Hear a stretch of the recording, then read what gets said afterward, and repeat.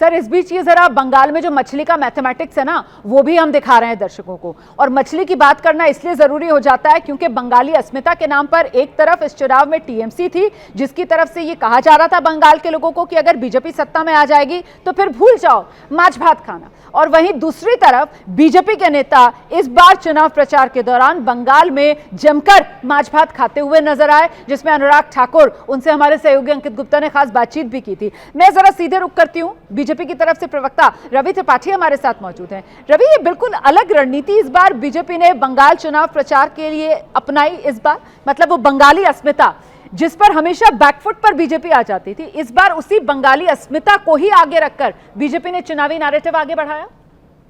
रुबाना, देखिए, हर चुनाव में हर पार्टी एक नैरेटिव सेट करना चाहती है। तो ममता बनर्जी ने नैरेटिव सेट करने की कोशिश की, पिछले चुनाव में उन्होंने सेट करने की कोशिश की, शायद वो सक्सेसफुल रही। लेकिन इस बार हमें पता था कि वो क्या क्या कर सकती है और उसका काउंटर हमें कैसे करना है।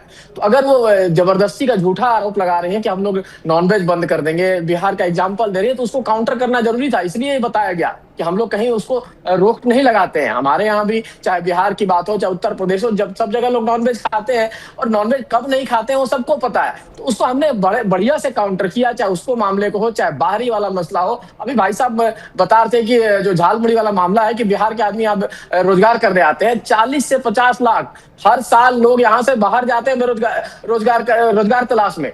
8,000 के आसपास इंडस्ट्री यहाँ से भाग गई है, 21,000 के आसपास यूनिट्स यहाँ बंद हो गई है। क्या बेरोजगारी का आलम है यहाँ, सब लोग जानते हैं। तो हमने बढ़िया से इस बार काउंटर किया। एंटी इनकम्बेंसी जो है इस सरकार की पिक पे है, 15 साल की एंटी इनकम्बेंसी है, जिसमें गुंडागर्दी है, करप्शन है, महिला सुरक्षा का मुद्दा है, आर्थिक इंडस्ट्री बंद होने का मुद्दा है, शिक्षा व्यवस्था पूरी तरह से चरमरा गई है। 8,600 के आसपास सरकारी स्कूल बंद हो गए। ठीक है, ठीक है, ठीक है, ठीक है। बजट की बात होती है अब तो मतदान हो रहा है, अब इन आंकड़ों का कोई मतलब नहीं है, मतलब ठीक है, कैंपेनिंग की अभी कोई जरूरत नहीं है इन आंकड़ों के जरिए। लेकिन मैं जरा सा पांडे जी के पास दर्शकों को लेकर चलूंगी। पांडे जी, हाँ, ये जरूर दिलचस्प देखने के लिए मिला कि वो बंगाली अस्मिता वाला मुद्दा जिस पर टीएमसी एज ले जाती थी और बीजेपी को पीछे धकेल देती थी, इस बार वो नहीं हो पाया। प्रधानमंत्री नरेंद्र मोदी झारग्राम में झालमुड़ी खा रहे हैं, मतलब उनको देखकर हर किसी का मन कर गया कि हाँ, काश हम भी थोड़ी सी झालमुड़ी खा लें। और अगर उस समय नहीं खा पाया जब वो वीडियो देख रहा था, तो बाद में इंसान ने घर जाकर जरूर झालमुड़ी खाई है।